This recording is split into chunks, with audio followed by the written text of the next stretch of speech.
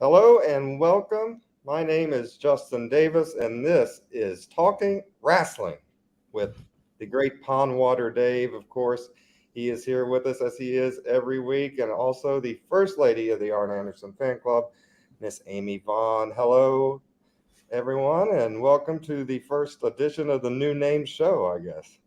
Well, we're episode 31, but we're changing the Yeah. name. We're rebranding, if you will, because it occurs to me that if you're scrolling, YouTube or you're looking at Apple Podcast or wherever you steal your podcast from, and you might see the Palm Water Dave show, and the first thing you're going to ask yourself is, "What the hell is a Palm Water Dave?" So Very now, true.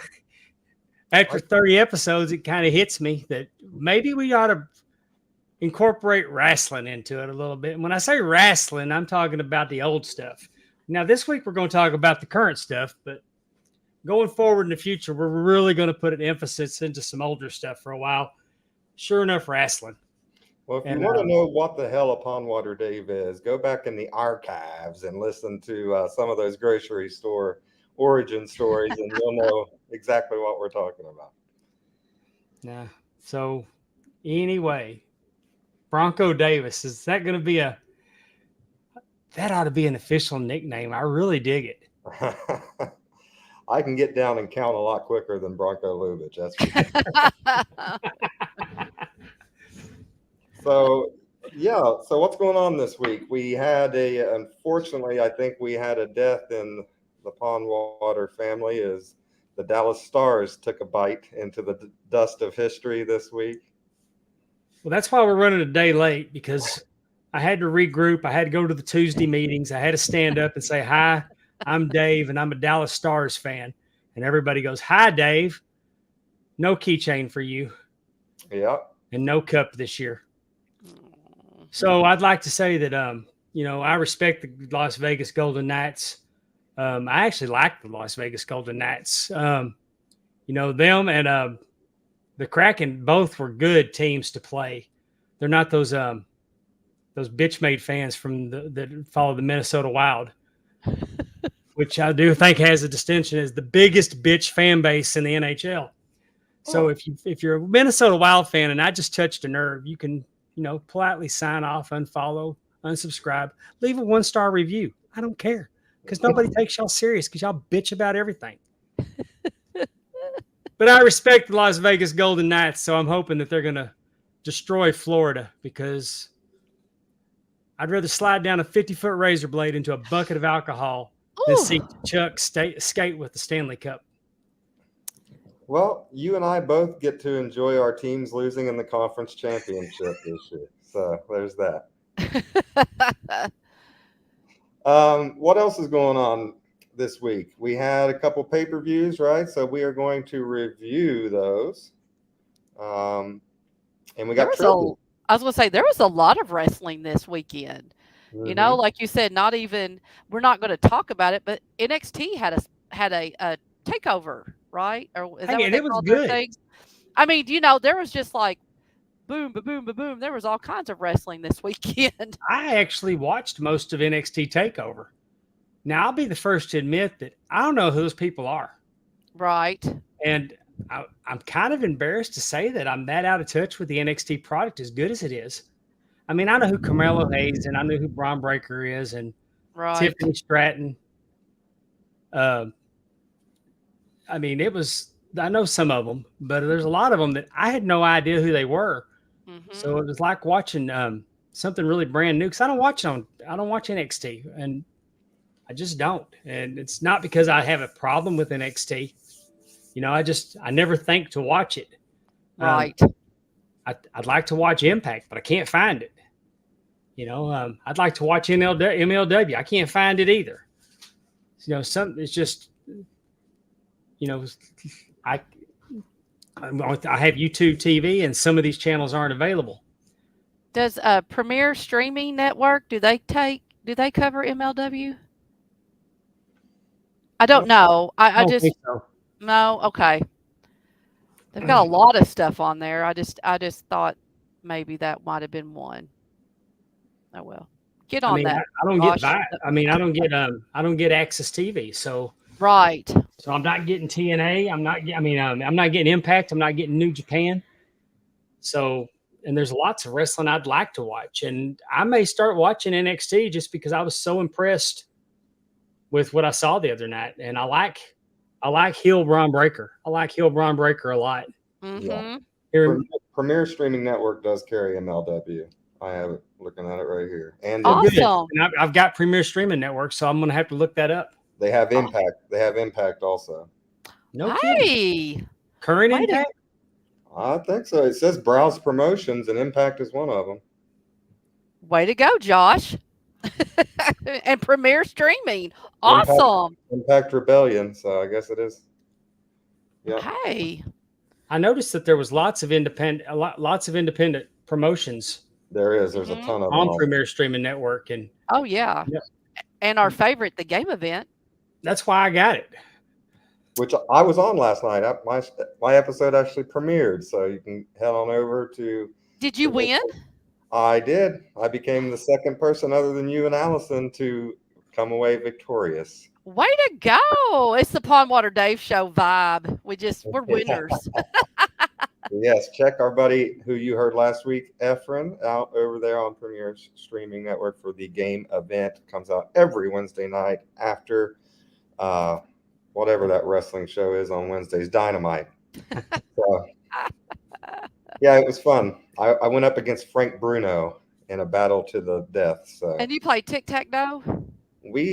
yes. Yeah, we played that. That's a fun game. I bet that was fun. Yeah, we recorded it in December. I forgot all about it. And I won a $250 gift card to Cameo, and I still haven't used it. Oh, that'll be fun. You've got Yeah. some good people you can, or send it to yourself. Bret Hart, when he does it, make him do it. Well, I send got you that. one. I got that last year for my birthday, so I've already got a Bret Hart one in there. You don't want another one, another little message from him. No, I'm okay. I'll I take got a- one from fake. I'll take one from Evil Stew if I get someone to do that. That'd be funny. I did win a $100 Cameo gift card. You what? You did? Was it 100 or 50? Might have been a $50 Cameo gift card. I used it for Carter Anderson. He's a comedian. Uh-huh. He's one of my favorite. I watch him on Instagram. I watch him on TikTok. He's the one that does the eyes and mouth on all different. Like he'll have Ross dressed for less, talking crap to Marshalls and Ross. And, Yeah, those are or fun. he'll have Waffle House and Taco Bell always shows up and says somebody else's slogan, and they'll go, "That is not your slogan, bitch." That's the whole thing with him. So I had him. I had a friend that had a death in the family, needed to be cheered up, so I had him do a cameo for him with all of his with some of his characters, and I told him what the guy liked. It was Russ Miller. He was on here. Yeah. I had him do one, and it was just a whole thing, and he did such a great job on it. But I get Stephanie hates it when I make her watch those. And Now, so what's his go name check again? him out. It's Carter Anderson Comedy on TikTok and on Instagram. Awesome. Carter Anderson Comedy. That sounds funny. Oh, he's hilarious. I mean, don't do it at work, y'all. He's gonna. Oh, gotcha. He does a little cussing on there, but if you go back and you'll go back to scroll down and watch the old ones, it's got a whole storytelling to it. Like you'll learn that Taco Bell's married to Sheryl Crow and they have a baby Taco Bell. And then the Taco Bell dog was dating Roscoe's Chicken and Waffles, and Waffle House was secretly in love with Roscoe's Chicken and Waffles. And then Uno shows up, and Uno's in a relationship with Fortune Cookie, and it's a whole thing.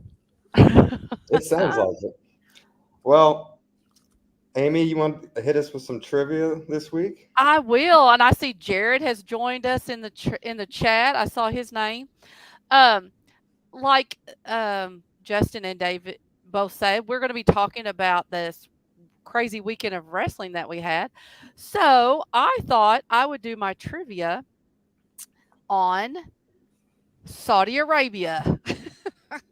So, Oh, good. because the first pay-per-view live event, whatever it's called, that we'll be talking about is Night of Champions, which was held in Saudi Arabia.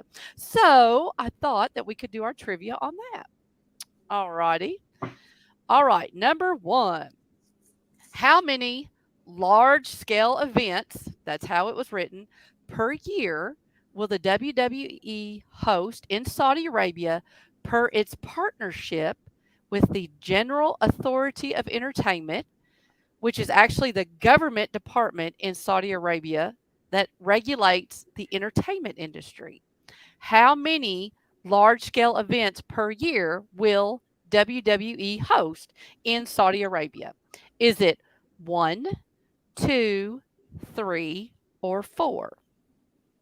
It's I'm gonna go with 2. That's what I'm thinking too. You all are both correct. So in 2018, the WWE announced a 10-year strategic partnership with the Ministry of Sport, which is the government agency responsible for monitoring sports in Saudi Arabia, which would include the hosting of pay-per-view events in Saudi Arabia. Are they On in the no- same office building as the Ministry of the Ministry of Darkness?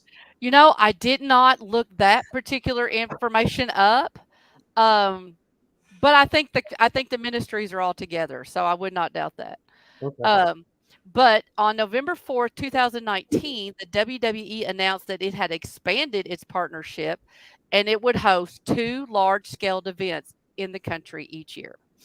So, number 2, how many pay-per-views or live streaming events have been held in Saudi Arabia since this partnership began in 2018? Is it 7, 8, 9, or 10? How many pay-per-views or live events, streaming live events, have been held in Saudi Arabia since the partnership in 2018? 7. 19, 20, 21, 22, 23. Sorry. I'm going to go 9. It is 9. The years 2020 and 2021 only had one pay-per-view event due to COVID, but 18, 19, 22, and we just had the one for 23. So that's the reason why it is 9. T-Weave got it in the chat. Oh, I want to thank our viewers that are watching us on either Facebook, YouTube, or Twitter, and are participating in the chat. We will really appreciate your support and glad you're here. definitely.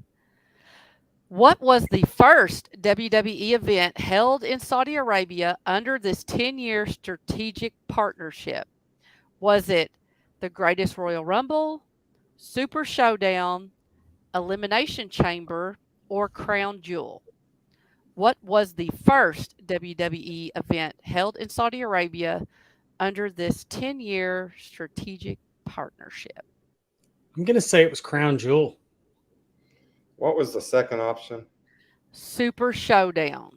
It was the Greatest Royal Rumble, Super Showdown, Elimination Chamber, or Crown Jewel. I'm going to go Super Showdown. It was actually the Greatest Royal Rumble. It was held on April 27th, 2018 at the King Abdullah International Stadium in, I know how to say this. We all know that place. Jeddah. Thank you. Yeah, it's like a Volkswagen Jetta. By the way, Jeddah. is that the pay-per-view that Goldberg tried to kill Undertaker in the ring? No, that's the pay-per-view where Titus O'Neil slipped under the ring. Okay. It was Braun Strowman won that and actually got a really neat title belt. Yes, it was a 50-man Royal Rumble, and the winner was Braun Strowman, who won a trophy and the Greatest Royal Rumble championship. But yes, I want to thank Titus for his contributions too, because if he wouldn't have done that, I would not have been so self-conscious about running down that ramp at Ric Flair's last match, because I just was, don't be Titus, be Charles. Right. Don't be Titus, be Charles. Don't be Titus, be Charles. Right. And we need to thank Titus for his athletic ability that he didn't die in front of us all, by breaking his neck. Yeah, he came I close. mean, it's just That was almost I cringed because that was a bad situation.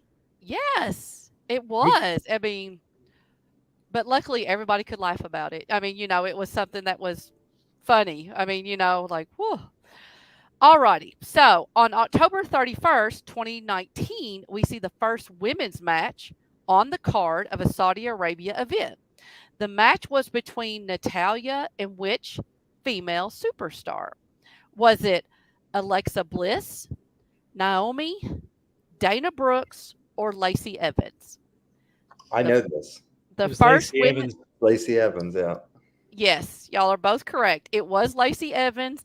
Natalia won. She forced Lacey to submit to the sharpshooter to win the match. Previous live events, Renee Young commentaried, but this was the first time they actually had a match. I noticed What? this weekend on the show, they had all the girls covered up head to toe. Oh, definitely. Definitely. And I don't know what even the purpose. I don't know what they're trying to avoid making that cover up that much. But that bodysuit Trish Stratus wore, Yeah. right. that skirted any of their guidelines. And no, really. And They if you've melted her ever down and poured her into that. yeah, really. Like, well, but we did what she wanted. Even Jessica Carr, the referee, if you've noticed, she wears long sleeves and, like she doesn't have any skin showing. All right, number 5. What event did we see Shawn Michaels come out of retirement to wrestle alongside Triple H and take on the Brothers of Destruction? Was it the Greatest Royal Rumble, Super Showdown, Elimination Chamber, or Crown Jewel? What Saudi Arabia? I'm sorry, go ahead. I'm just going to say Super Showdown every time until it's right. I'm going to say Crown Jewel. This was actually the main event of Crown Jewel 2018 was DX versus the Brothers of Destruction. The match went 27 minutes and 45 seconds.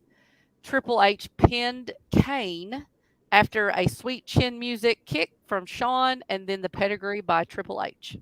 I just realized that I am the Barry Horowitz of Amy's Trivia because I'm just here to put Dave over every week.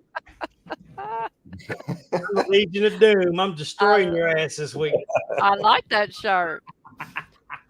Y'all are funny. So at this, well, this is fill in the blank, okay? This question. At this event, Crown Jewel 2018, who was the host? They had a host for this Crown Jewel 2018 event. Who was it? And like I said, I don't want to give you an option because it might be too obvious. I'm going to say, because I have no idea, Mr. Belvedere came back from the dead and he hosted this thing. Eddie and Terry, no. Slapco Fudd was not it, Jared. It was actually Hulk Hogan. Oh, I knew that. Hulk Hogan he had been disbanded, disbarred, kicked out in 2015, and here he hosted in 2018. Yeah, you know what hosting, you know how that hosting gig came about? And I don't know this for a fact. I'm just speculating. Uh-huh. That the king said, I sure would like to see Hulk Hogan. This particular one thing, I think you're very close to being correct, Pondwater. This 2018 Crown Jewel, they wanted more nostalgia. Like you said, that's when you hear the famous, they wanted Yokozuna. And, yeah. That's where that comes from. This is the event. I'm not mistaken. Rick was there too. He might have been. I don't remember. I didn't.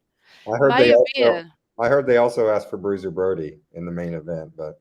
Well, so you may be correct on that. They were definitely looking for nostalgia. And I would think you would have to be asked by someone who's paying a lot of money to ask someone who you had kicked out, basically, because of comments he made in 2015, just 3 years ago. So anyway, You know, um, go ahead.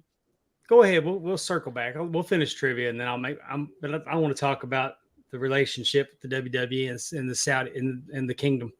Yes. All right, number 7. The first time a previously established pay-per-view event took place in Saudi Arabia was the Elimination Chamber pay-per-view of 2022. Who was the defending WWE Championship in the Elimination Chamber match?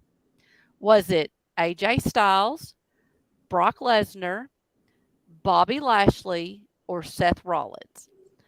So they had the Elimination Chamber in Saudi Arabia in 2022. I'm sorry. I'm going to say it was Brock Lesnar because I believe that Bobby Lashley left with the title. Okay, I'll go with that. What are you going with? I think I'm going to say Lesnar as well. It's kind of flipped. Bobby Lashley was the champion. Lesnar won. And Lesnar won. So what happened is that Bobby Lashley was injured, and they put it to where, excuse me, Seth Rollins power bombed Austin Theory into Lashley's pod, so he got carted off. And so Lesnar then just beat the crap out of Theory and won his 7th championship. So, what wrestler has not been able to attend any Saudi Arabia wrestling events due to WWE being afraid some of their tattoos may be offensive to the Arab host? Is it Aleister Black, Randy Orton, Kevin Owens, or Baron Corbin? Who has not been able to go to Saudi Arabia due to their tattoos? Kevin It's my Owens. first time hearing that, so I'm going to say it's Aleister Black because I don't recall seeing him on a show there, but I've seen Kevin. When Kevin gets to go, Who'd you say, Justin? Baron Corbin's been there too. My guess was Owens. Dave is correct. It is actually Aleister Black. Malachi I've never Black. heard that though. Well, he has multiple tattoos on his body, some of Hindu gods. He has the demon Lilith. He has the story of the Garden of Eden. He also has Ella Fitzgerald, which I thought was interesting. But yes, that is, again, Aleister, Tom, whoever. He didn't tell me that personally, but that is what is out there. I've heard that Saudi Arabia has major heat with Ella Fitzgerald, so that's probably why he's not on in there. You know what? You're probably right. I Well, mean, then some of their criticism is deserved if they have heat with Ella Fitzgerald. I think that might be it. I went with the demon Lilith, but you know what? I think you're right. I think it could. Are y'all old enough to remember the Ella Fitzgerald commercial? The "Is it live or is it Memorex?" And she was like going, and then shatters the glass. And I did not have. And shatters the glass, and then they go, "Is it live or is it Memorex?" See, kids, back then there was a tape. You get a tape recorder, and you had tapes that were made by Memorex. I did not. Your whole thing is, but they had Ella Fitzgerald scat singing, and then she'd do that high note and shatter a glass. I did not have Dave doing an Ella Fitzgerald impression on my bingo card before we started this show, but there it is. You never I did not either. That's right. The high quality information. I mean, that's the high quality level of entertainment that you get on Talking Wrestling. Even Eddie Prather said he's too young for that commercial, Dave. So that's really putting some age on you. No kidding. No kidding. All right. Number 9. How many times has a Saudi Arabia show been awarded Wrestling Observer's most? No, let me restart if y'all don't mind. How many times? It's easy for you to say. I know. How many times? Hashtag words are hard. One take, Amy. Oh, you should talk. And You should scene. talk. You can't even get it right when the names under the you can't even read under the names, and I can't even get the sentences out to screw with you. So somebody just mute my mic. Uh-oh. Teppy. Stephanie's going to get on that. She's like, I've been waiting. No. How many times has a Saudi Arabia show been awarded Wrestling Observer's Worst Major Wrestling Show Award? So they give these awards out once a year. Has it been 1 time, 2 times, 3 times, or 4 times? How many times did a Saudi Arabia show become awarded Wrestling Observer's Worst Major Wrestling Show? I'm going to say 2. I'm gonna say What'd you say, Dave? 3. You're going with the audience? Well, I was saying 3, but the producer of this show keeps muting my mic. Dave, you are correct. It is 3. It was 2018's Crown Jewel. Again, that was Shawn Michaels, and that was DX versus Brother of Destruction. 2019, that was the Super Showdown. Pretty sure that's Goldberg. And 2020's Super Showdown. I don't remember which that one is. So the answer is 3. Okay. Which Crown Jewel 2018 match was voted worst match of the year by the Wrestling Observer? Was it The Miz versus Jeff Hardy, Shane McMahon versus Dolph Ziggler, The Bar and Big Show versus New Day, or DX versus the Brothers of Destruction? That's the one. Yeah, Justin, I'm going with that one too. you are both correct. It was voted the worst match of the year by the Wrestling Observer was DX versus the Brothers of Destruction. So that is all. I hope you all learned a little something about wrestling in Saudi Arabia. I did not want to get too deep in the weeds politically about it, so I tried to keep the trivia a little light because I knew Dave. When you said it was going to be on Saudi Arabia, I thought she's going to start asking us facts about Saudi Arabia. And the only thing I know, like when I was a kid, Neiman Marcus does a fortnight event. They would do fortnights every year. And the year that when you were a kid, what? Yeah, in elementary school. Fortnight. Okay, explain. What are you talking about? Neiman Marcus would do these themed events. Okay. And they called them fortnights.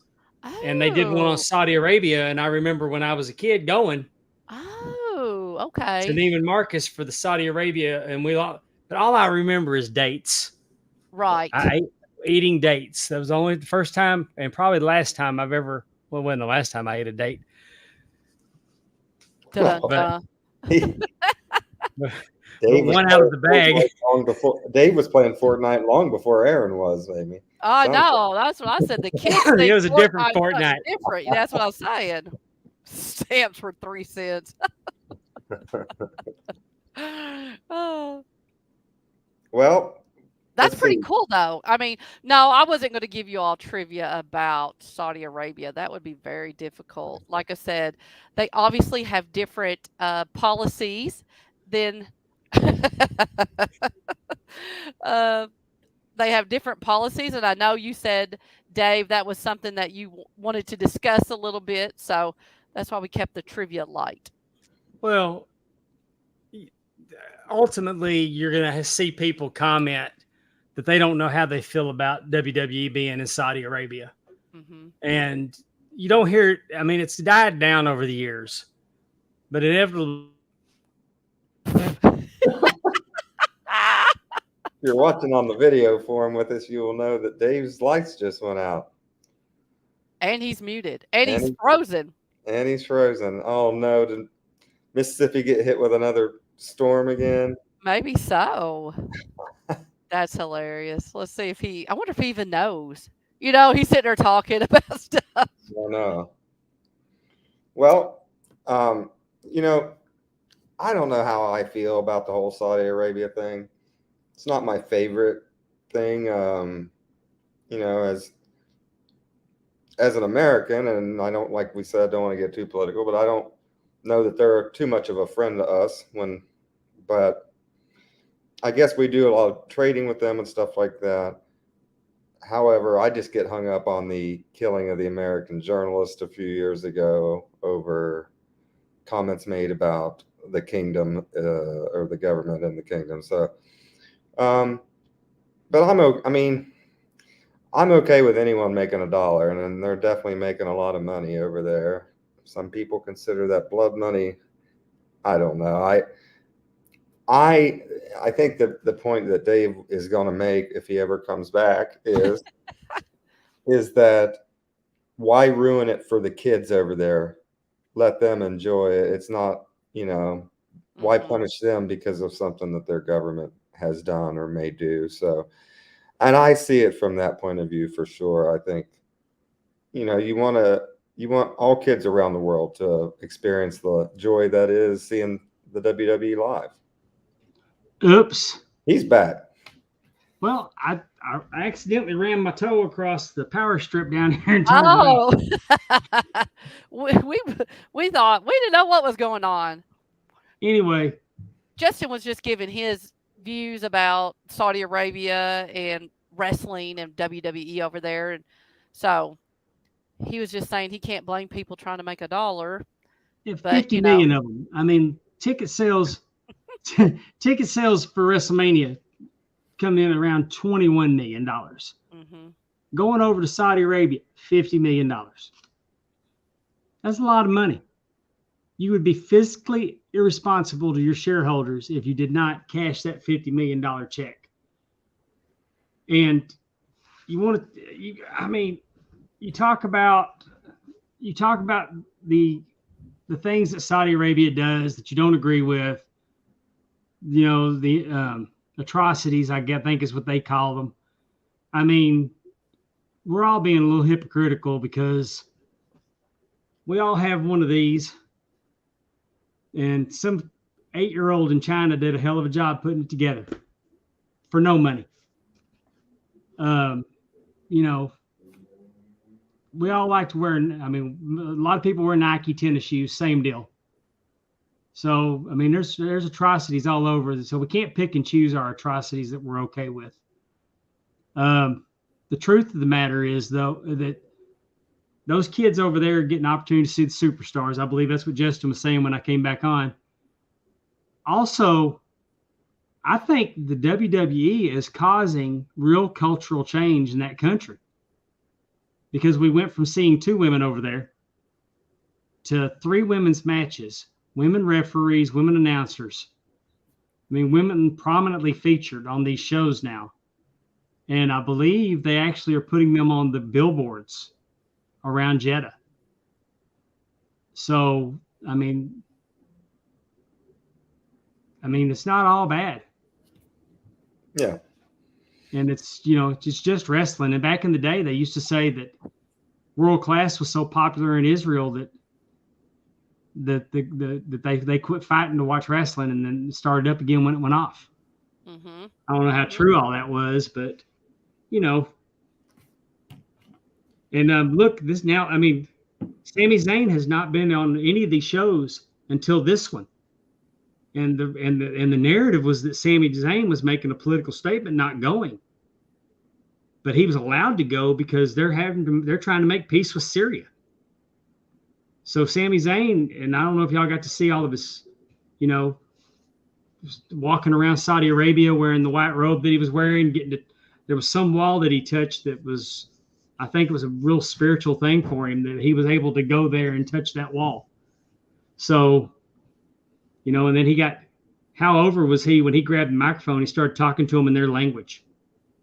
Yeah.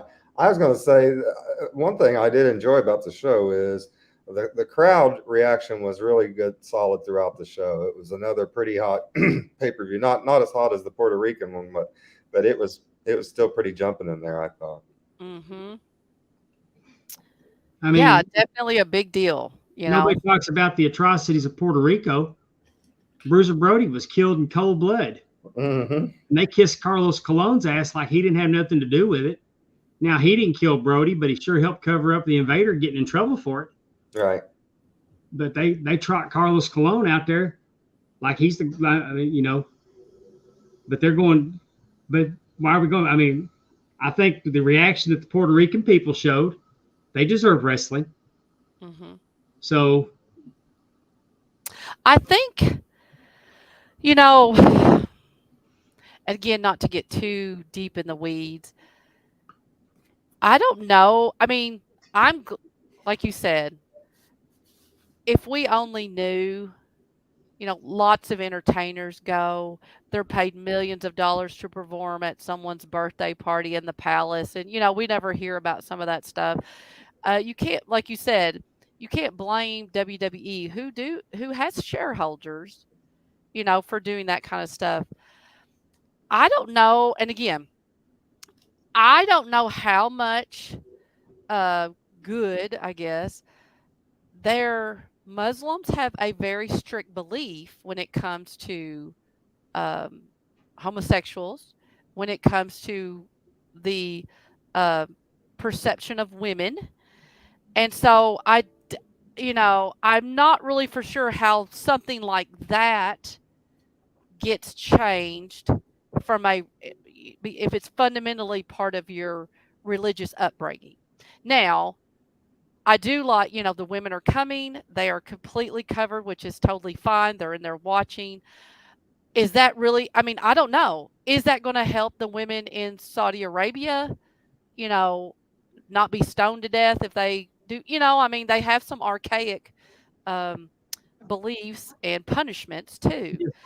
But, I do think the more, um, again, like you said about your phone, the Chinese child that made it, I mean, if people really wanted to get upset about things, they could get upset about multiple things because there are atrocities all over the world, and some we may be aware of and some we may not, but it's still there, whether so. And you talk about blood. The ones that holler blood money the loudest are never going to be offered $50 million to do anything. They'll sit there and say, well, I wouldn't take that money. That's bull crap. Right. That's bull crap. It's because you ain't ever been offered $50 million to where you don't know what it's like to be offered $50 million to do something. Right. Right. I mean, he's going to say you wouldn't do it because nobody's offering it to you. Right. Well, let's get into that. I'd do it for a lot less. Yeah. He's going to take us over to Saudi Arabia to do the Pond Water Dave show, Justin. That's not the first time he's ever said that statement, Amy. I'd do it for a lot less. Well, I know.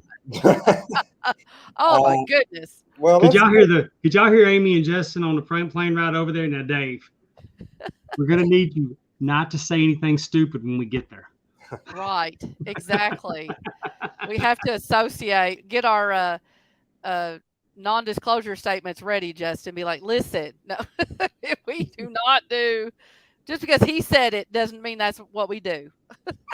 Well, before Dave gets stoned to death, let's go into what happened here on the show at Night of Champions in Jeddah, Saudi Arabia. I missed this first match, which I'm sure was fantastic, with Seth freaking Rollins defeating AJ Styles to become the inaugural World Heavyweight Champion with this new big gold-looking belt that they unveiled a couple weeks ago. I missed this match, Dave. I'm sure it was good, though. I'm going to tell y'all, I watched it. And because by the time I watched this after the fact, we were having my granddaughter's birthday party here on Saturday, so watching it live was not really an option. Happy birthday to Aubrey Lane. She's 2 years old. It's Papa's angel. I hadn't liked Seth Rollins for so long that I don't remember why I don't like him. I watched this match. I thought it was a good match. I was pulling for AJ Styles. I really wanted AJ Styles to win. Mhm. But it's a good match. Now I'm gonna give Seth Rollins his due. He's a hell of a performer. He's a hell of an athlete. I might lighten up on Seth a little bit. And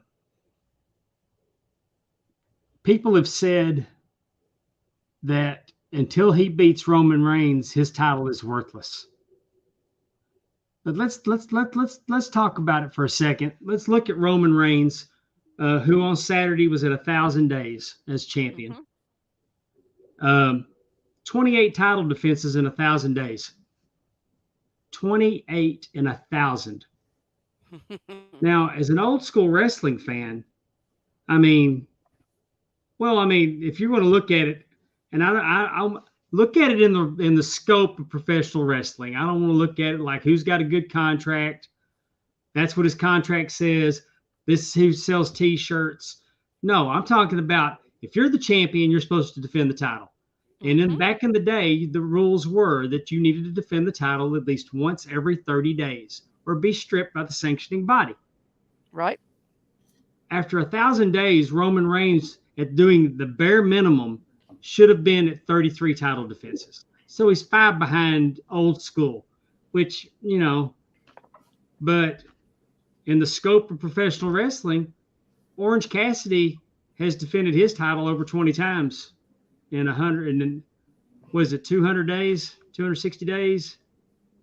But he's in the 20s on his title defenses. Right. Now, go back to Brock Lesnar when he was the temporary champion, the occasional show-up champion. And John Cena shows up for the Summer of Cena, wins the United States title, starts the open challenges. The United States title never meant more than it meant that summer. It was Totally the number agree. one belt in WWE. If Seth Rollins is the workhorse champion that Triple H said that this was be the workhorse belt, can we get a graphic of and show the beautiful championship belt? Thank you. That was fast. What I'm saying is that Seth Rollins can make that title mean a lot more than the already, I feel, semi-worthless titles that Roman Reigns is holding. They're too many. Like, I don't understand why we did all this. Like, Roman Reigns I guess they don't want Roman Reigns to lose, but like we have 2 belts on Roman. Now we have this brand new belt. I'm just kind of like, goodness gracious. I don't know. I felt like Triple H half buried Roman when he introduced the belt. He said, I don't blame Roman. That's his contract. He doesn't have to show up that much. Yeah. But we're going to have a workhorse champion. So basically, Seth is your Raw champion. Right. Roman is, I would have to think that they're going to unify the belts. That's what I was getting ready to say. I don't know why they haven't put Roman's belts together already. Well, they're having a celebration. They're having a celebration Friday night on SmackDown. Right. So maybe they'll combine. Hey, maybe they'll whip out a new belt to symbolize. Maybe they'll whip out a new belt to combine the 2 into 1. But I know one of those belts actually says World Heavyweight Champion on it. So you don't need 2 World Heavyweight Championship belts. You're going to have your Raw, you're going to have your SmackDown. But I think it's pretty much a foregone conclusion that Cody Rhodes will win Money in the Bank. But if he won Money in the Bank, you can only challenge for 1 belt. So it's not like he could take both belts off of Roman. I mean, they've never used Money in the Bank to challenge for 2 belts at one time. So if they wanted to keep them broken up, which I think at that point would be ridiculous. Yeah, 3 that would be kind of that would be interesting. But I love this belt. I really do. It's got that logo on it that needs to be on there. Your side plates are going to be able to be changed out for whoever your champion is. They've linked it back to the Bruno belt. It's obviously heavily influenced by the big gold belt. And Do you wish that they would have just taken the Raw and SmackDown belts away and replaced it with this one and just had this one belt? oh, definitely. I think there should be one champion on every show. I'm So a you firm think believer. I don't like Raw watering it down you think because Raw should have its own champion and SmackDown no, should have okay. one champion that shows up everywhere. Oh, okay. That's what I truly believe. And if you can't show up everywhere, you don't need to be the champion. Right.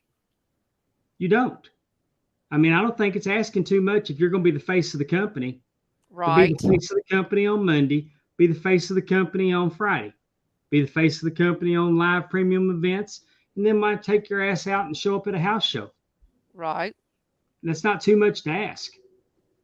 And I mean, Seth makes the live events. Cody makes the live events. So, I mean, that's just me. That's an old man barking at clouds that I think that it diminishes your championship when you have multiple champions. I mean, you don't need two world champions because basically he's a champion of Monday night, Roman's champion of Friday night. Right. Off the top of your head, who's challenging Seth for the belt? I have no idea. Who is his challengers on Raw? I don't even know who's on what show. Yeah, not since the draft. I've kind of lost track. That hadn't been beaten to oblivion. That even resembled Right. being a, you know. So, but I mean, I get why they're doing it because there's people that pay a lot of money that want championship matches on their TV shows. Right. So, and there's, billions of dollars being invested into this content. Well, I'm okay with there being two belts. I think three is getting a little ridiculous, which is why I think is why they should combine those ones that Roman has. I wish they would combine them and throw them into a new version of the Winged Eagle, but that's just me.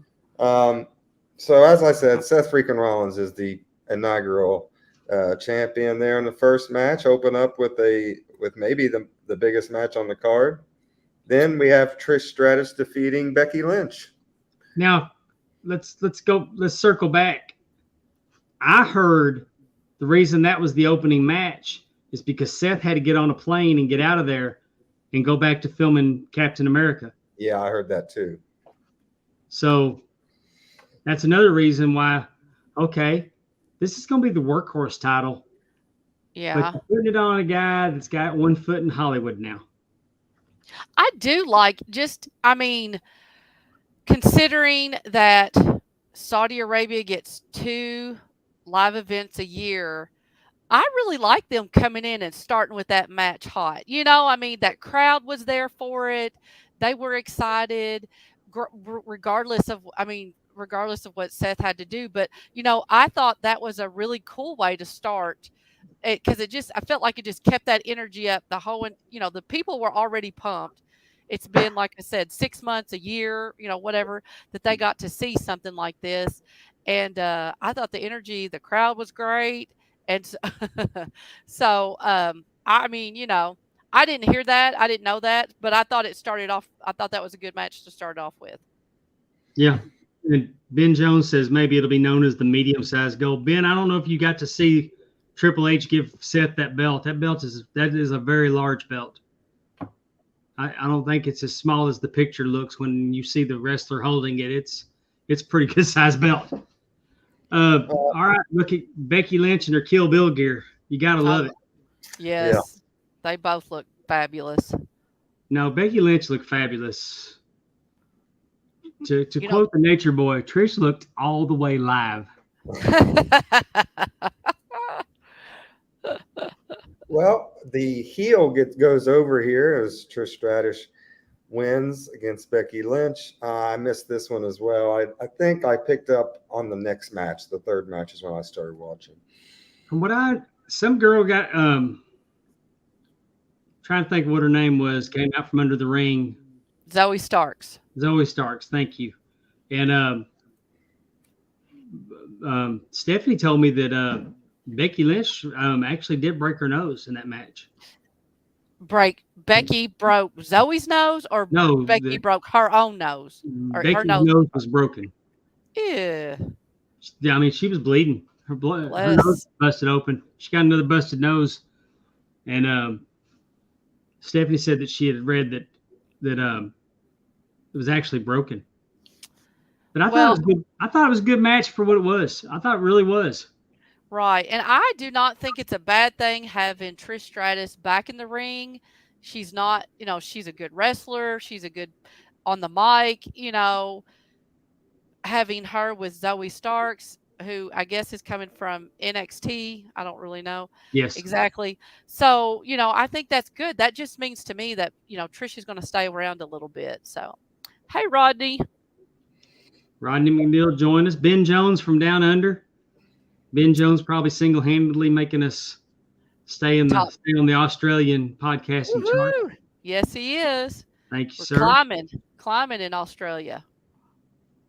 Okay, as I said, I picked up the pay-per-view here on this third match, which was the Intercontinental Champion Gunther beating Mustafa Ali by pinfall. Not too much of a surprise here. I don't think anyone expected Gunther to lose the championship here, but strong match, I thought. I thought both guys worked really well in the match. I thought it was a good match. Man, I love Gunther. Mm-hmm. I'd like to see I'd like to see Gunther go after Seth Rollins. Yeah, me too. And I think, and we've talked about this in the past, I think once Cody possibly gets the title, I think Gunther would be the perfect guy for it to go up against Cody, maybe in that first program that Cody does as the champion. Yeah, you can almost see a Rocky. Is Gunther on Raw or SmackDown? He's on Oh, Raw. Cody's on Raw. Cody's on Raw too. Yeah. I still think Cody's going to get Money in the Bank and go after Roman though. Or I'm not sure Sami Zayn won't win Money in the Bank and go after Roman. Yeah, very, very well could happen. Gunther, he's putting together quite a streak of having the belt on him as well. So him and Roman both kind of having the baby faces chase him here. Mm-hmm. WWE always was a babyface territory. Maybe it's not anymore. Maybe now it's turned to heel territory. Let's see. I'm a fan of Chase the heel of the babyface chasing. Yeah. Especially a heel like that. Like you said, he looks great. He acts great. He comes down with Imperium. They're great little henchmen. He's got a great look. He is definitely a fun heel, I guess you could say. To have, like you said, you want to see someone beat him, but he's that impressive that it's really going to take someone extraordinarily well to do it. Yes. All right. Gunther's believable. Gunther's very believable, and that's believable will win me over any day of the week. Yes, definitely. Our fourth match of the evening was a surprise to some, not really by me. I kind of could feel her momentum coming a little bit, but Asuka defeated Bianca Belair to become the new Raw Women's Champion. What did you call her? Huh? What did you just call her? Asuka. Okay, that's not what you said, but okay. Oh, okay. Did I not say it that way? Asuka. What did he say? Yeah. I don't know. I said Asuka. I don't even know. Who knows? You put an extra syllable in there somewhere. Yeah, he did. He almost turned her into Sasuke. Hey, I loved this match. This was my favorite match on the show. Definitely. I love Asuka. Match. I absolutely loved that finish. I think the world of both of these ladies. They are incredible with what they do. Bianca's down but not out. She'll be back, but I'm glad to see that Asuka's getting a run at it. I love this character that I'm a huge fan of the Mist. They were talking about it was a Muta deal, and I was thinking it was Kabuki. Yeah.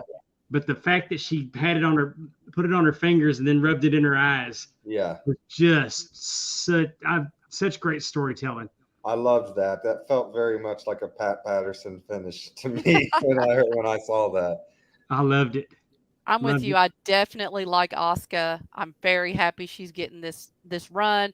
I love the demonic clown. I don't know what she calls insane clown. I don't know what she calls it, but this is, I mean, this is a great character for her. And I think, like you said, that tactic, she missed with the miss, so she had to do something else. And I'm can't wait to see how this progresses. Yes. Okay. Brock Lesnar defeated Cody Rhodes, which was a complete kind of what almost a squash, but Cody did get his stuff in. So I think he put what is that finisher he does? What's it called? The American Crossroads. Crossroads. I think he had like 3 or 4 of those on Brock in this match. He Uh, did. yeah. So I mean, he did get his offense in, but at the end, it was all Brock having him in that arm submission. A lot of drama of Cody trying to get out, almost getting out, getting put back in. Hmm. Kind of dying a slow death there at the end of this match. I didn't know what to expect when I went back and watched this, and it was really, I expected it to be a squash from what I'd read, just the outrage. How does this help Cody? But I thought it was a good match for what it was. I mean, at some point, we're going to have to quit injuring Cody. Hmm. I mean, my God, Right. he's going to be down in a wheelchair next week. His hospital bill is going to be out of control. Exactly. I mean, his medical facility bill. But I mean, I thought it was really good, and losing to Brock Lesnar. And I mean, they gave him the arm as an out. So I do like how he got to use the titanium. That's a throwback to Lex Luger. There was a little having Lex that rod in his Luger arm. There was a little Lex Luger in here. There was a little Steve Austin in here at the end by Cody passing out instead of Said getting tapping out. out. Yeah. I mean, it's funny when the matches are bad. Everybody hollers that Vince is booking them, and the matches are good, and you're saying, "Oh, Triple H is booking them." But I mean, I thought the storytelling for most of this pay-per-view was good. We skipped a match though, Justin. You missed Mommy. Oh yeah, I did. I skipped right over old Mommy, didn't I? Well, can I just say real quickly? Oh, never mind. I'll tell you. Well, I was No, just go going to ahead. say. Well, I was just going to say that picture right there. Look at the way Brock is looking at Cody. Like that's the kind of like an animal. Like that's how you see Brock. And again, Cody's down. Like he is just going to get ready to come in for the kill. I just think, like you said, I think that is just um, great storytelling. And that picture right there to me just kind of has it all right there in one little box of what the story is. Um, so that's all. That's all I wanted to say. Sorry. Okay. I think the reason why I forgot this match is because it was only 90 seconds. I Rhea don't Ripley, understand that. yeah, Rhea I Ripley mean, squashes Natalia here by pinfall, of course. And really, it was just a simple. She got distracted by Dominic, and then next thing you know, boom, there's Rhea's finisher, and this thing is over quicker than a bushwhacker Royal Rumble. really, So yeah, it was what it was. And I think it's there that may be how Rhea Ripley should be handling her business. But I don't think it should be on a pay per view. Like if she wants to squash people on Raw and stuff, but at a pay per view, I feel like you should be seeing bouts go on that are going to be a fight, not a squash. Well, But I mean, I wouldn't say that Rhea. Now, if that was Dana Brooke, maybe someone that's not been proven, but I mean, Natalia is a good wrestler.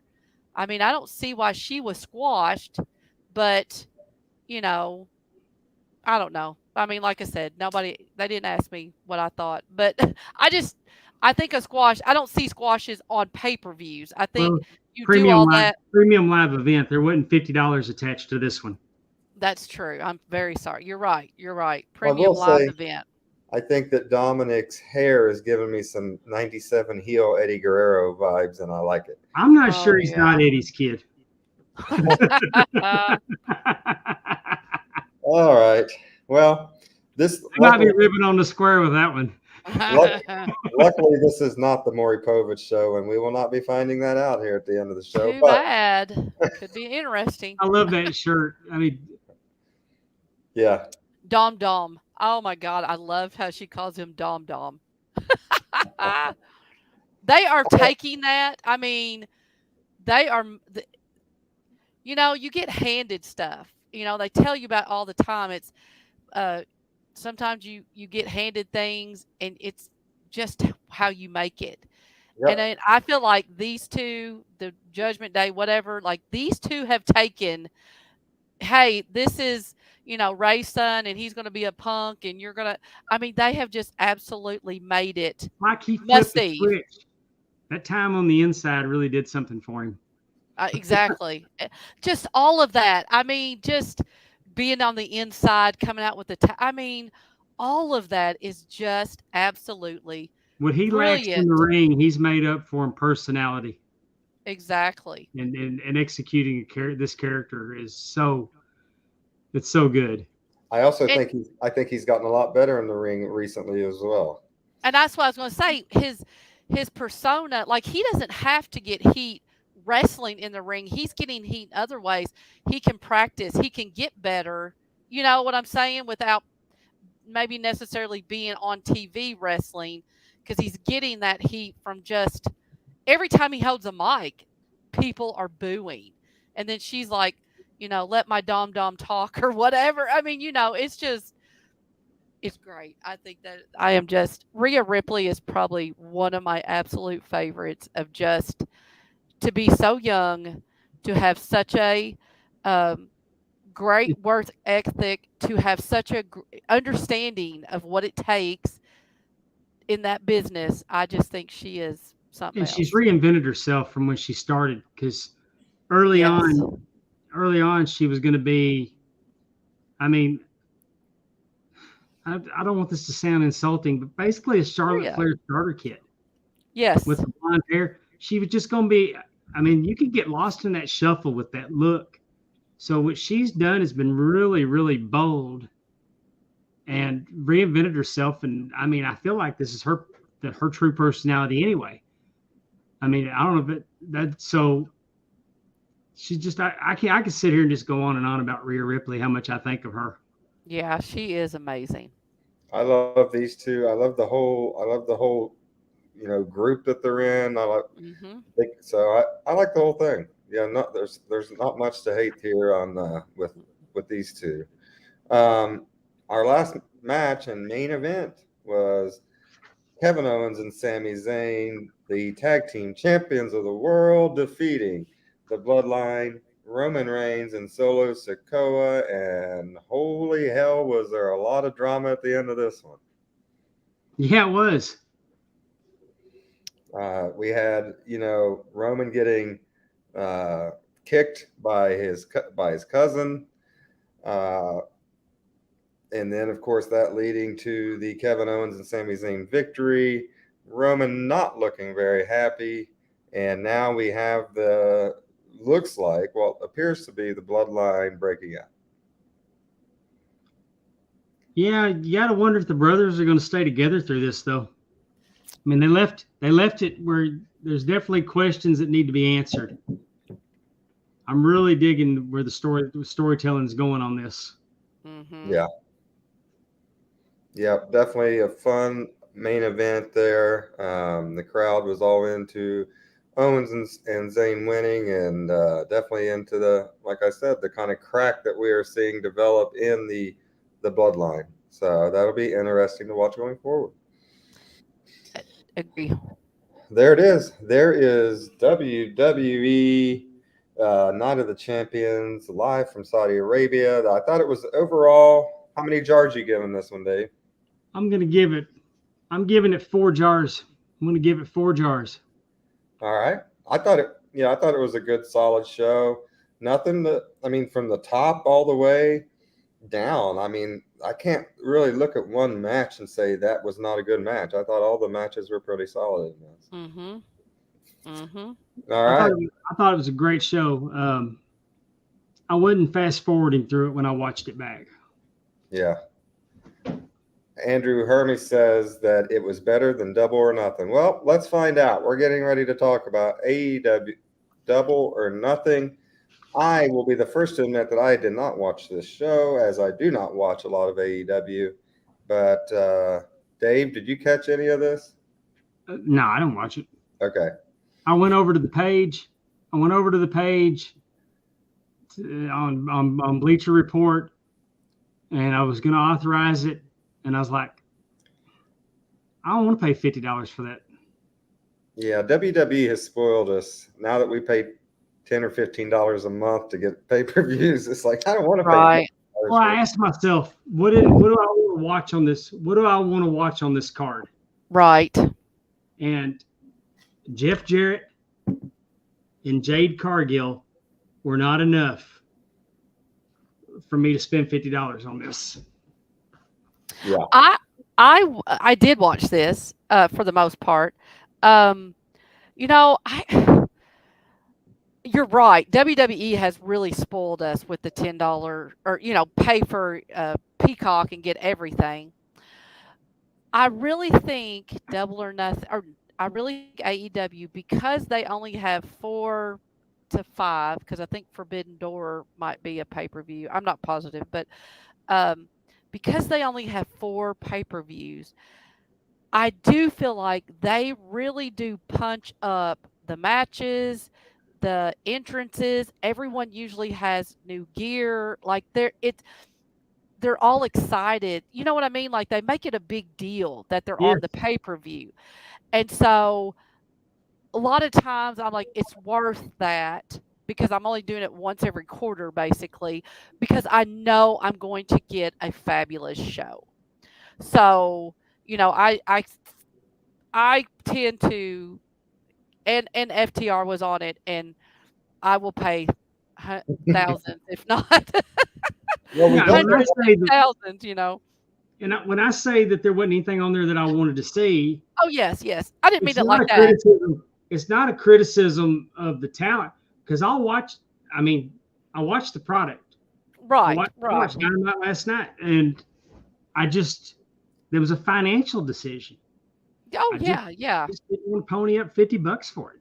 Sure. If my grandson would have been here to watch it with me, if I'd have had friends over and we wanted to watch it, I could see it. But just for me to sit in there and watch it, and truth be told, when I authorize a pay-per-view, I'm in my chair and I go to sleep. So I end up having to watch watching the replay anyway. Right. And I think that what put me off about this was you only have so much time to watch the replay. So when you buy the pay-per-view, it's not on Bleacher Report for you to watch whenever you want to watch it. Right. You got so many hours to watch it, and it's gone. Okay, I gotcha. And for $50, man, I don't know. Gotcha.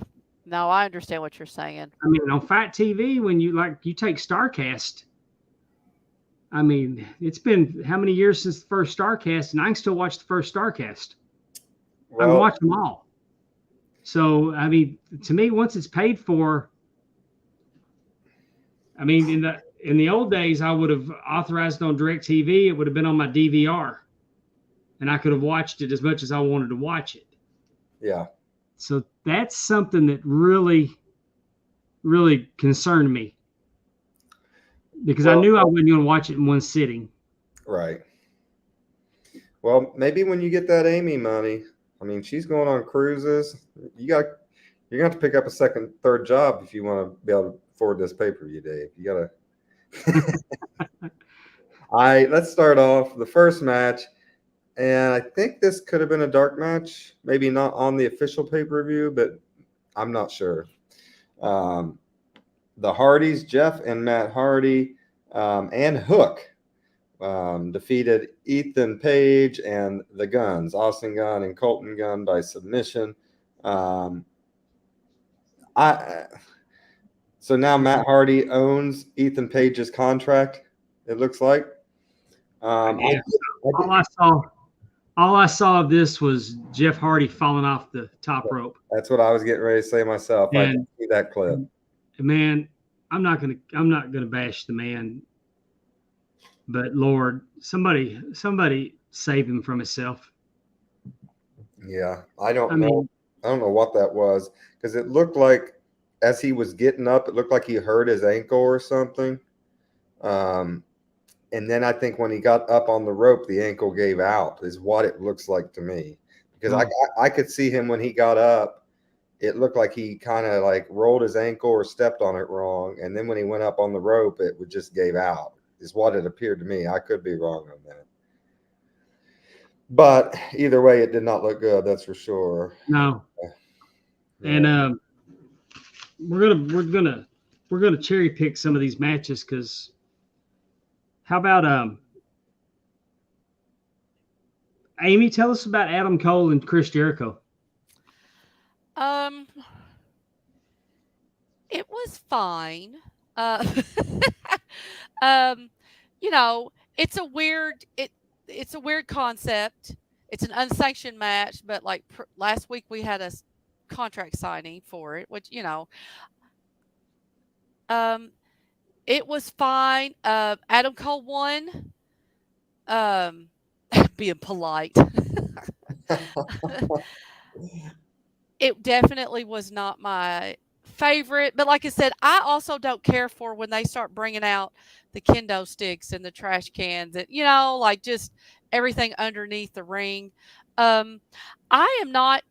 I like. I like what they're doing. I mean, Adam Cole and Britt Baker, they are a couple.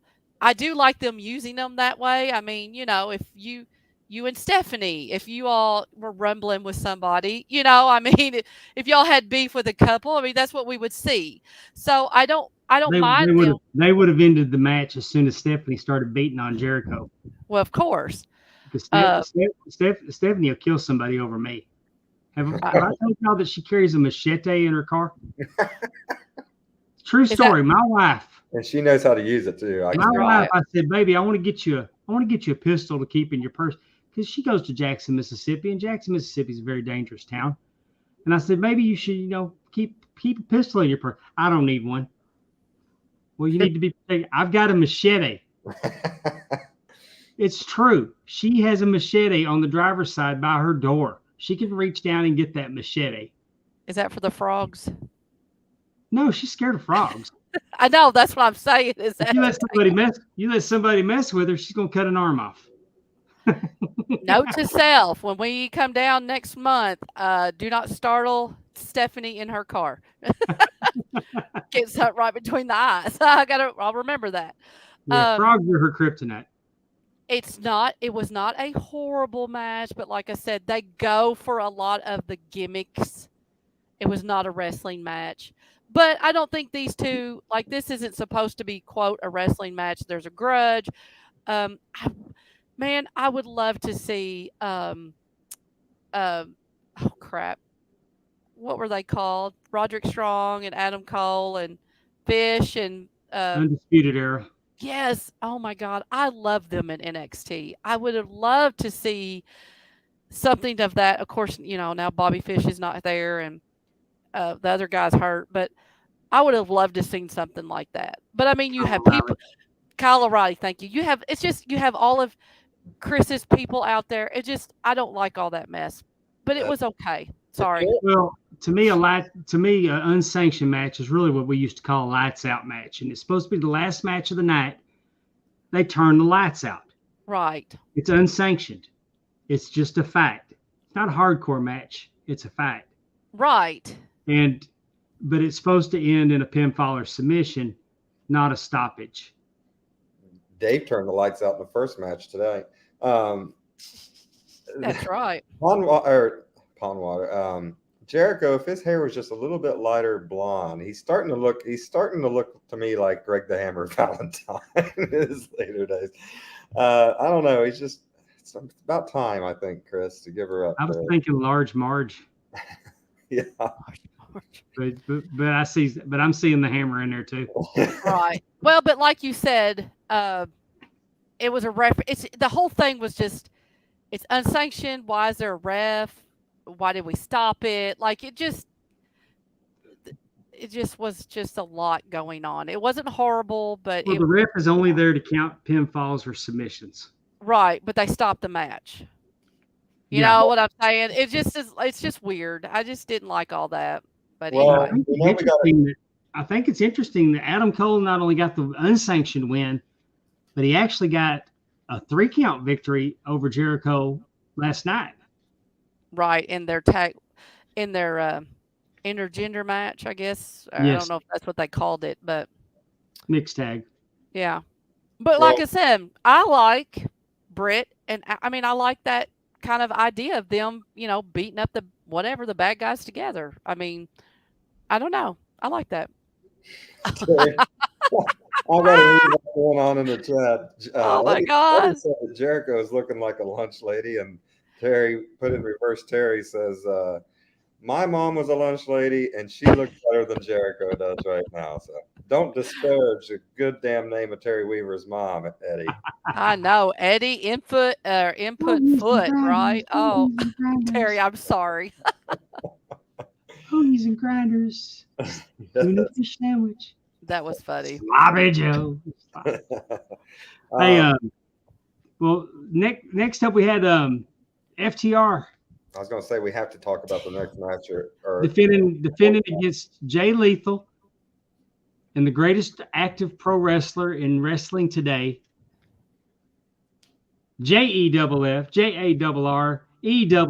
Ain't he great? You're damn right he is. I mean, look at Cash Wheeler. My God. Woo. I need a minute. Out there. I just need to know what did Aubrey do? I mean, why are we hitting the referee with stuff? I mean, She- you know, like if Karen Jarrett hit Aubrey Edwards, she wasn't no if. She hit her. Oh Yeah. yeah, But in fairness, why is Aubrey Edwards putting her hands on Sanjay Dutt? that's exactly right. Aubrey needs to stay out of her business. So well, I mean, yeah. I mean, the whole thing is, I don't know. if, Like, why? if Karen Jarrett was going to hit Aubrey Edwards, then Aubrey Edwards had it coming. Because Karen Jarrett ain't doing that stuff unless she's provoked. I'm all for Aubrey Edwards getting hit with a guitar every week. So I would like if we could make that a weekly thing. The funny thing is that Karen fell over in her heels after she hit her and tried to throw the guitar at her, and she slipped and fell. It's got to be hard to work on those slick mats and high heels like that. No kidding. I think about that every time I see a woman walking out on the ring. Like, I just can't imagine, you know, like you said, you're going to slide or whatever. I don't think, I mean, Down to the me, ramp even. Hey, and I'm just having fun as a referee. I don't think there's ever a reason that the referee should have to take that kind of abuse. Now, I don't know what led up to why Aubrey Edwards felt the need to deck Sanjay, though, because he pushed her. Did she hit him or did she just push him? I saw remember. the clip that she shoved Sanjay down, but I didn't see Sanjay do anything. So See, did what Sanjay shove her first?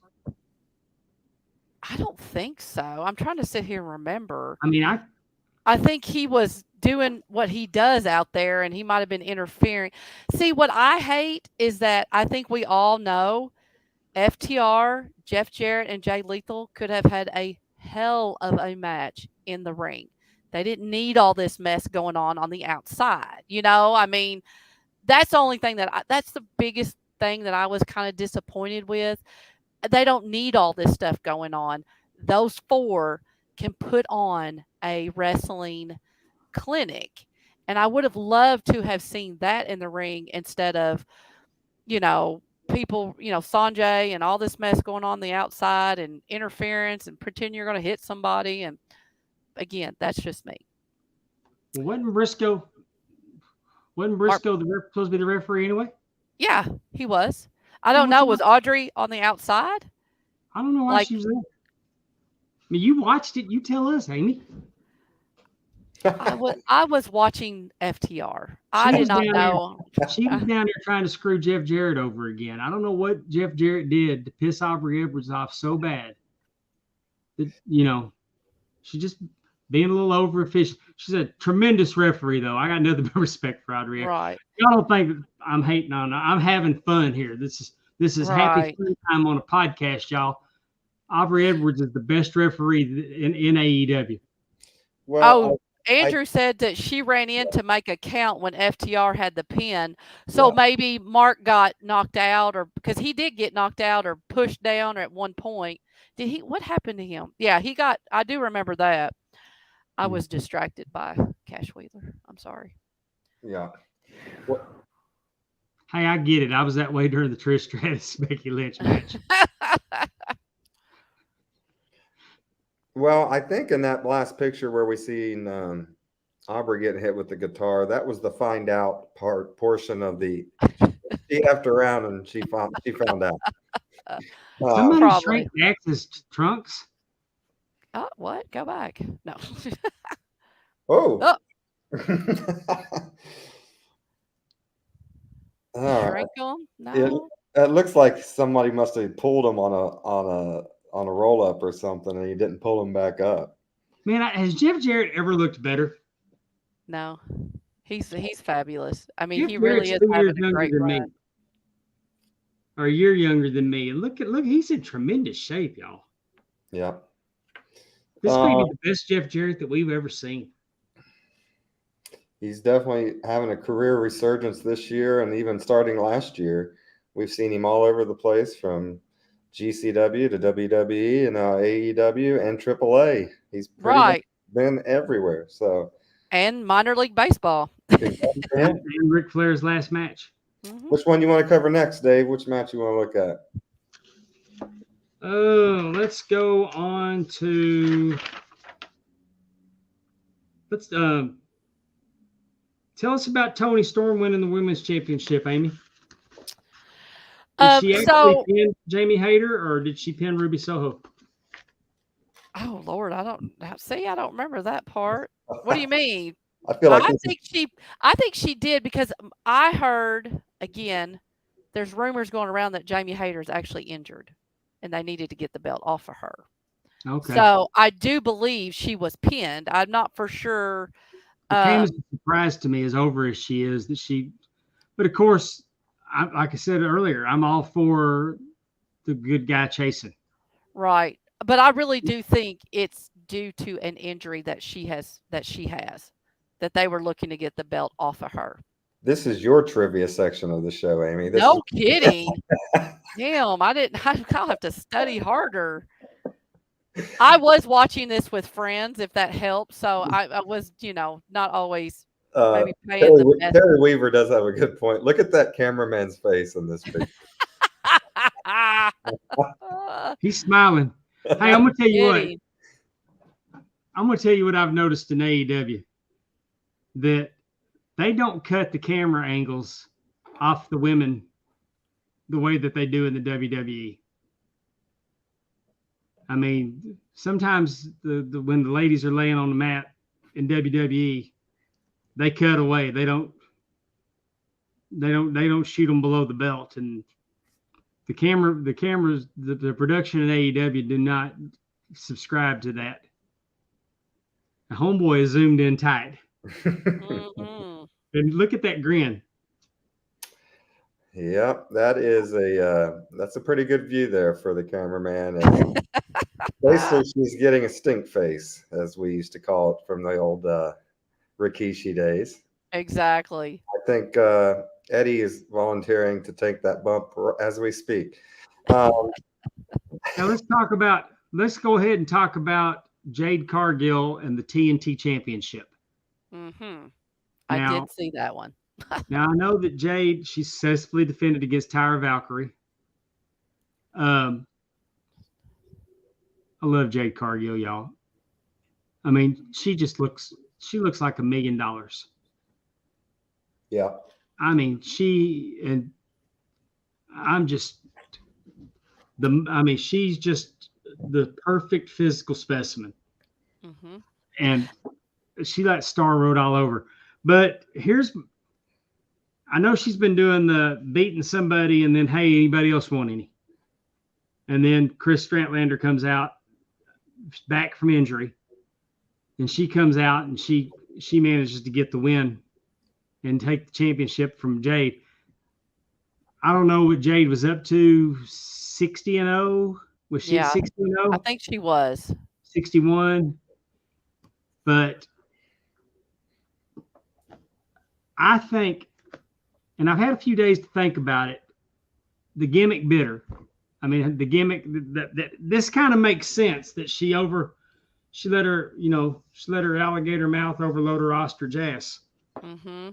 And Statlander got her. And Chris Statlander, she's no slouch either. But here's my whole disappointment about, to me, that streak was wasted ending it this way. Yeah. Because they should have already had her face. She should have got her first loss against the world heavyweight champion, or won the world heavyweight the world women's championship. Mm-hmm. She should have won the championship and retired and vacated the TBS belt, a la Ultimate Warrior, a la Goldberg with the US title. But here's my thing: in a company that has told us time and time again that wins and losses matter, mm-hmm. the woman was undefeated for many, I mean, 60-0. Mm-hmm. At what point was she not going to get? I mean, if that doesn't get you a world title shot, what does? I just think that's, to me, it's the equivalent of ending Goldberg's streak with a taser. Right. Maybe a little, not that bad, because again, the Statlander being the second person to challenge, and Jade could have powdered out and said, "Oh no, I don't want any of that." And then they could have set up a match at a later date. And she didn't do the chicken shit heel route and back out of it. No, because she didn't expect Chris Statlander. So it's not horrible, but it's unfortunate. But I think she should have got a world title shot at 50. Mm-hmm. Her going for her 50th win should have been for the world title. It just, I kind of disagree. I do think it was horrible. I hated this. I hated the way this, like for every reason that you just said, Pondwater. Like, I hated that. I felt like they wasted this streak. Like, I know this is probably a way to get the belt off of her and I guess make her look strong. Like you said, this was her second opponent, but I feel like she could be like, her outfit that she has on tonight. Again, she is one of those that when she's on a pay-per-view, it is a spectacle to behold. She puts a lot of thought and effort into what she's wearing, what she's doing. This is her sorority, Alpha Kappa Alpha, and she's decked out in those colors. I definitely think she can be I guess a tweener or whatever you want to say. Like, I think people they like her, even though she has the attitude and that kind of stuff. I just don't understand why they wanted it to end like this in the middle of this card, or not maybe in the middle. It was more towards the end. I'm like you though. I think they wasted that. I think there was other things they could have done. Like, what does she do now? Yeah, I mean now, and also with Toni Storm being the world champion, right? And she's, unless they babyface her. Well, and has she ever wrestled any of those top tier people? Like, has she ever wrestled Britt or Saraya or Toni Storm or Ruby Soho? Like they almost have like. Yeah, I think she's beat Ruby Soho more than once. But has she wrestled Toni? Has she wrestled anybody else that they have on that upper echelon? I mean, there's no reason why she couldn't. Yeah. I don't know. And again, I like Chris Statlander. I think that even in her early, the early part of her reign, I think that they let her matches go too long. She should have been just steamrolling. Right. Just been steamrolling them. Right. And Because I mean, because I mean, she was still green. And she's still green. So, but I mean, she's come a long way, but with her gimmick, and I mean, she's every bit as physically impressive as China. right. But this is the way, I mean, it's almost like Money in the Bank in a weird way. This is how, like, this is what a chicken shit heel would do. Come out to go against the person who's already had the, you know, the beating of their life, the match of their life, and want to cash in. Like, I like that makes Chris Statlander the heel and Jade the baby face. Yeah, the money in the bank mentality's changed all that. I think so, and I think that we're overthinking it at that point. Just disappointing. But Jade, Yes. I'm sure Jade will be back. Oh yeah, you're right. She's a star. I just wish, like you said, I feel like they maybe wasted. There were I feel like there were better things they could have done to propel her into the next part of her, you know, reign or career, whatever she want, you know, stratosphere, whatever. But I think they kind of wasted it. So okay, I'm sorry. Okay. And then finally, we had the Blackpool Combat Club defeat the Elite with a surprise addition to their team. And I'm not against factions. Like, actually, I think if they would have had more infighting, I like this. I like the whole Blackpool Combat Club versus Elite. Like, I do like that whole. I mean, like I said, I like that. That'd be like us three taking on another podcast. You know, like I got your back, you got my back. We're part of a faction, and they were mean to Justin, so we're going to go over there to kick out crew and whoop Brad's ass because he's mean. You know, like I like that kind of stuff. I mean, I like that. I know that sometimes people get tired of the factions, but and there's too many. You can justify your 6-man championship with, and I think it's a very positive thing that you could have the Blackpool Combat Club challenging the House of Black or the come on, y'all help me out. Best Friends and Orange can go after it. Or, yes, I know what you're talking about. Or the Dark Circle, or Dark Order. Dark Circle. Well, Tim Storm and APOC were the Dark Circle, and I had a flashback. Oh, it's just funny. So, would you have Blackpool Combat Club if let's pretend if they were the 6-man champion? Could they do Freebird rule? Of course, any one of them could be. That would be kind of cool. You know, like you never know which member you would get. I don't know. I don't know if it's Jim Cornette who is seeping into my brain, but I'm starting to have go away heat with Moxley. I just don't enjoy his matches. Don't particularly enjoy his style of wrestling. And I think he's a bit of an a-hole, even though he is from my beloved Cincinnati. I still just, I don't know. I'm kind of out on Moxley right now.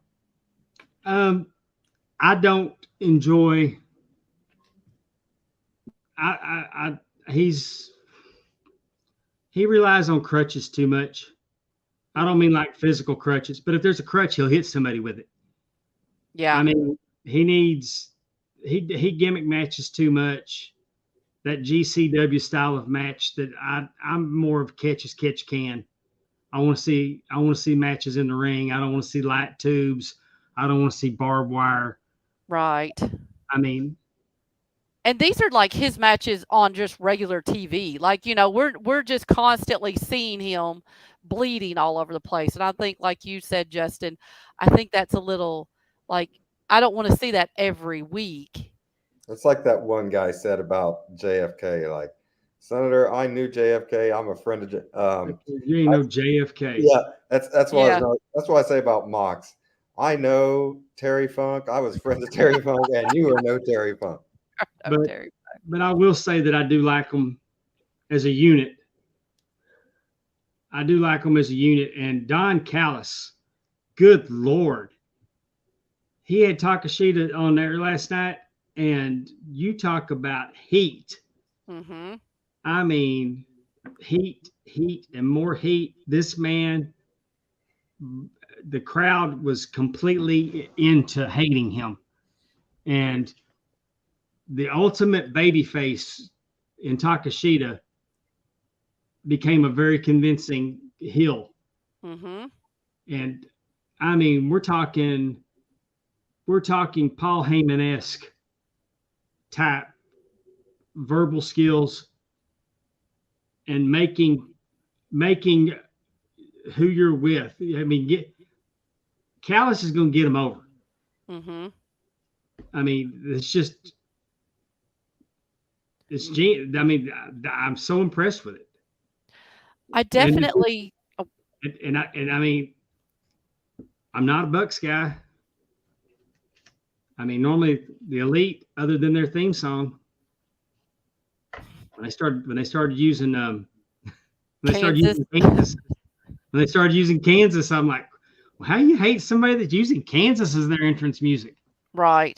I But feel Don Callis is kind of acting like maybe William Regal could have been to this group. Like I definitely think Don Callis in this faction is better than him being like with Kenny Omega. I don't really think that group needs it because they have um, the little guy that sprays them. hang on, They have a lot of they have a lot of other people in that group. The who's the cameraman and hang on, they're. Oh, I'm time sorry. out, I'm time sorry. out. Personal foul, unnecessary bullshit going on in the chat. Ed, man, Ed, I'm gonna put you on punishment. Oh, okay. I'm gonna I was put you like, on punishment. You're fixing to go into timeout. Ed said that he hates Carry On Wayward Son now. Wow. Good Lord, stop it, Ed. sorry. I was like, what happened? Will you stop? All right. Exactly. I'm just the opposite. I like the Bucks now because of Carry On Wayward Son. It's Well, such a cool entrance. But I don't think William Regal could have got him over as a heel faction though, because I think William Regal's reached that point in his career that it doesn't matter what he does, he can club puppies and people are going to love him anyway. yeah, he's Right. too And that's too very loud. true. I mean, Yeah, that's And very I agree. true. Don Callis is to look at him as to hate him. Yeah, He's just got it. He's just got that gift, and I'm kind of interested into where it's going. Mm-hmm. And you I'm mentioned too. Moxley bleeding. So let's circle back to MJF successfully defending his world championship against the Pillars.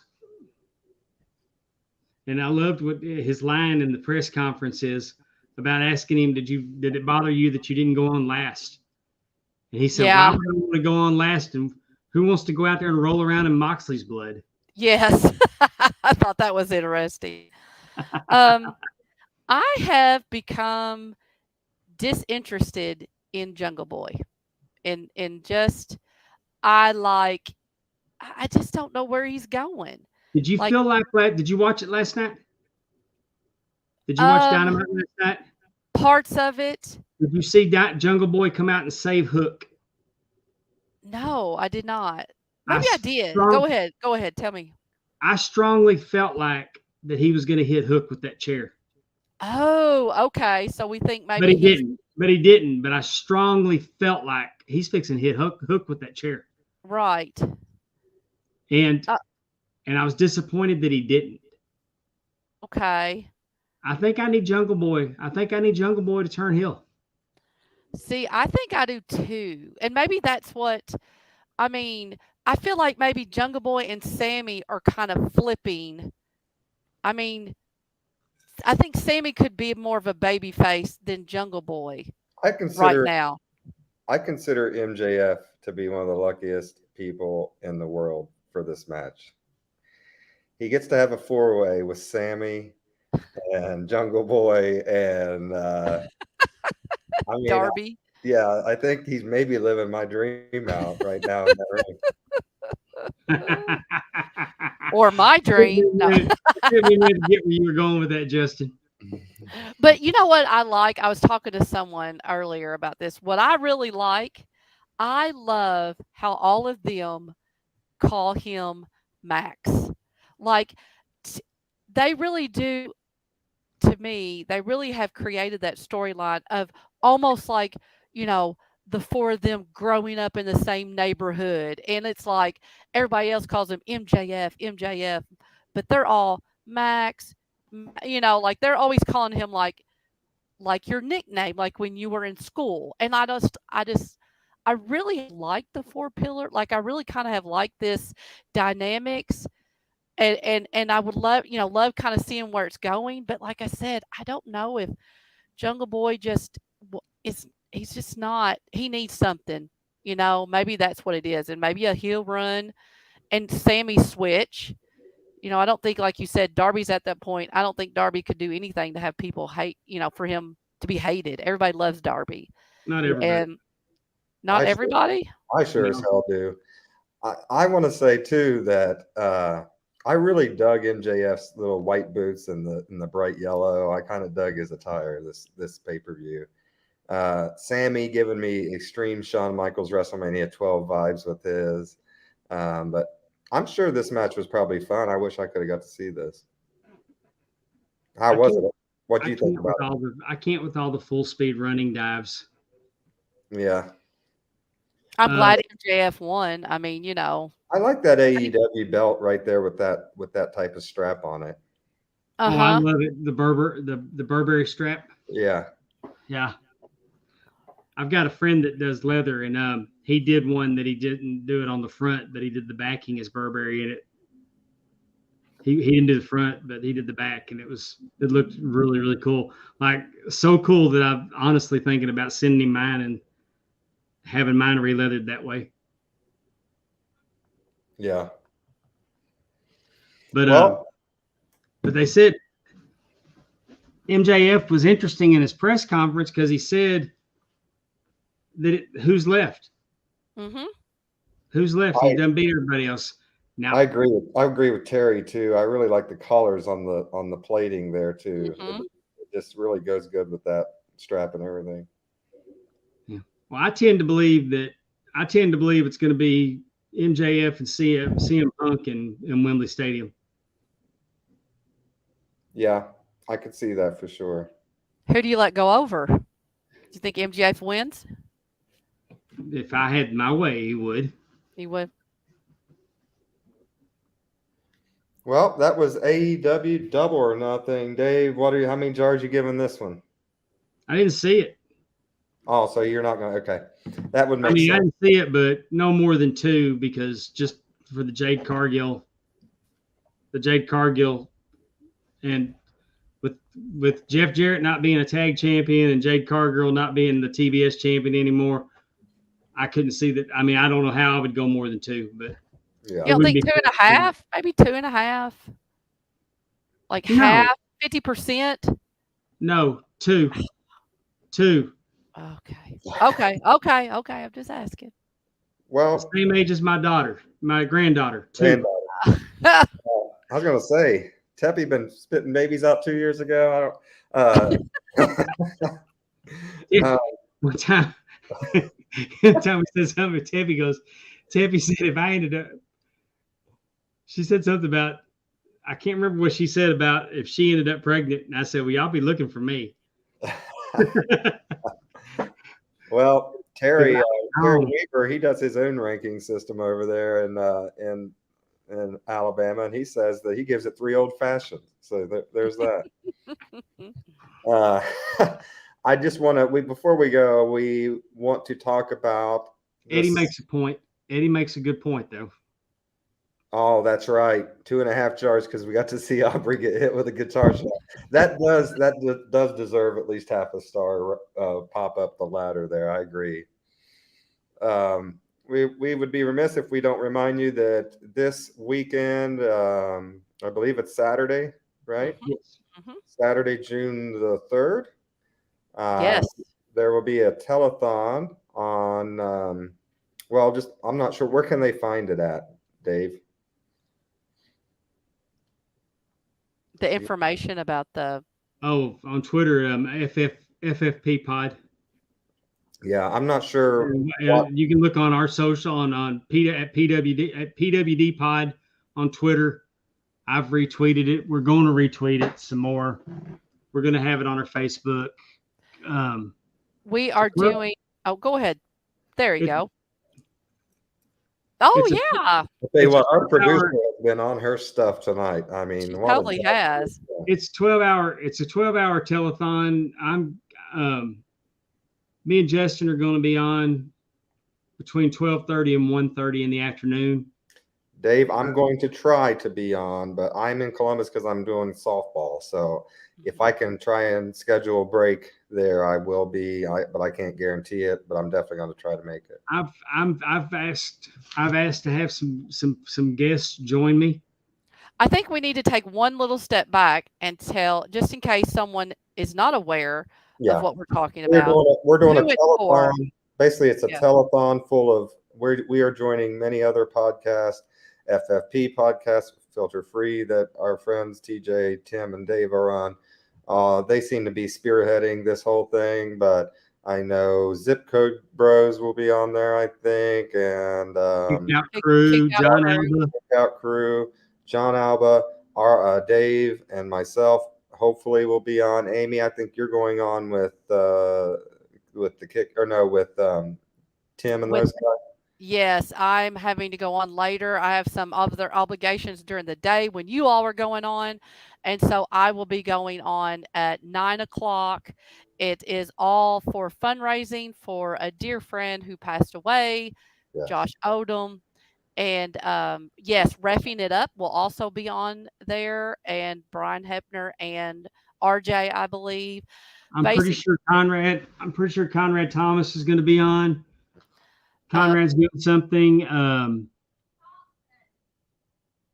Basically, if you are not familiar, Josh was a huge part of the behind the scenes on ad-free shows, many of the podcasts that we listed, and a friend to everyone. And Premier Streaming Network. He did some stuff for Impact. Yes, he did some stuff.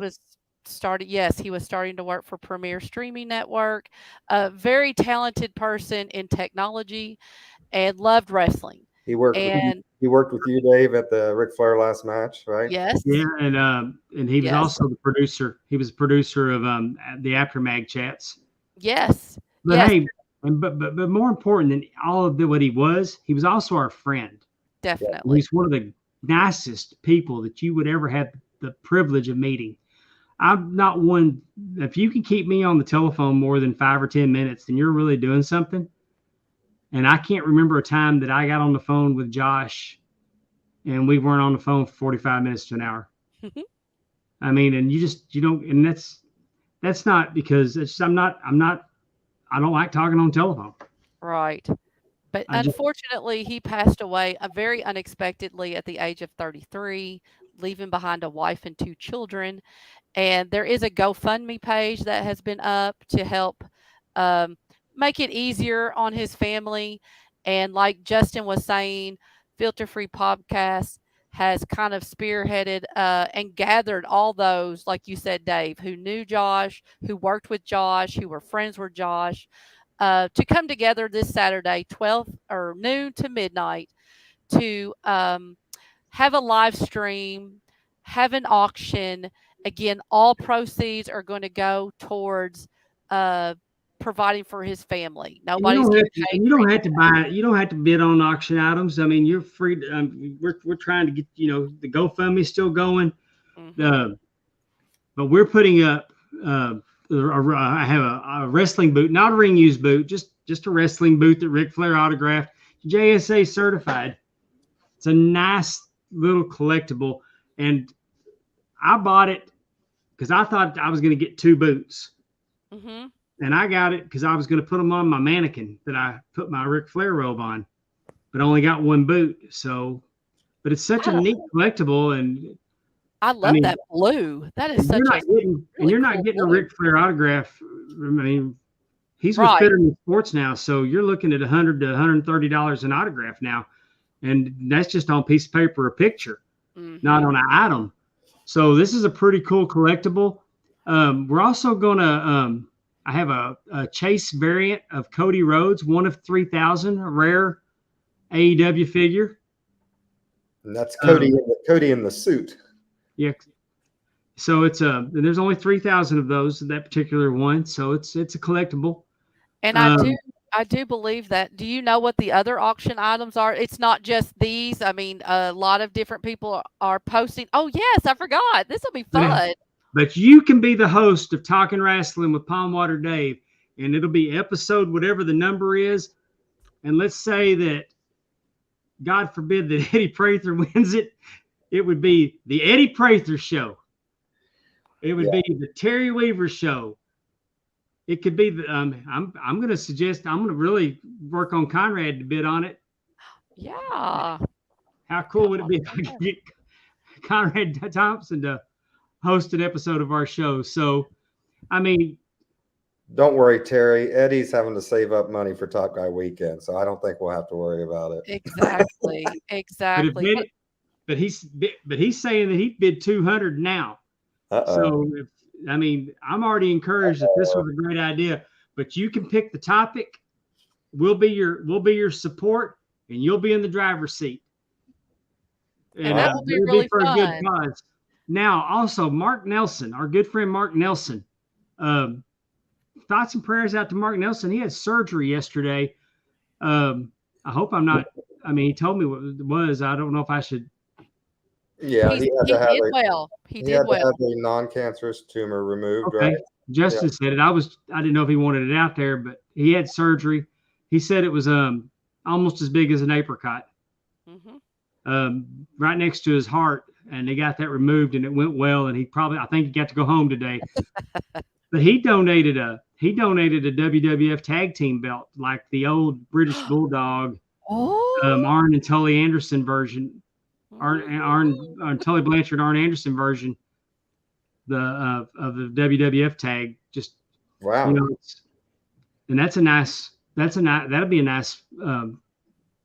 that'll be nice to bid on. Definitely.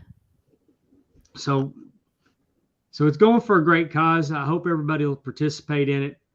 And if you have any questions or you can't find something, please reach out to me, Justin, or Pondwater. We want to make sure that, if you're interested, they're going to have lots of different things. They're going to be going on. Like I said, this is a 12-hour event. We're wanting to raise as much money as we possibly can for the Odom family. If you have questions or you can't find it, please reach out to one of us, because we will help direct you, because we want eyeballs. If you have friends or families that are wrestling or would like some kind of the collectibles, please send them over to FF Popcast on Twitter. Obviously, the more people that know about it, the more people can bid. And again, it all goes to help support a family who, again, very unexpectedly lost their everything, I guess you would say. I don't want to, so I hope that's okay. I told them, well, just contact us. So, yeah, I mean, we really, it's something we all, I mean, I think it's a testament to how great of a guy that Josh was, that this many people are going to come together to try to do something nice for his family. His wife Carla is doing the best she can with those kids, and they're just trying to get the rudder down so they can steer the ship. And, exactly. And I mean, they're just trying to figure out. So, if you can, I think we've said it all. Yep, we've said it all. We've said too much. I want to thank all of you for listening to Talking Wrestling with Pondwater Dave. Yep, Andrew says, and it's wrestling that brought us all together, and that is true. And we the second part that you don't have to put that part up. So I just thought that was funny. It's wrestling that brought you all probably here to this show. So thank you very much. for Pondwater Dave, for the First Lady of the Arn Anderson Fan Club, Amy Vaughn. My name is Justin Davis, and as always, take care of yourself and each other. So long, everyone. Good night. Good.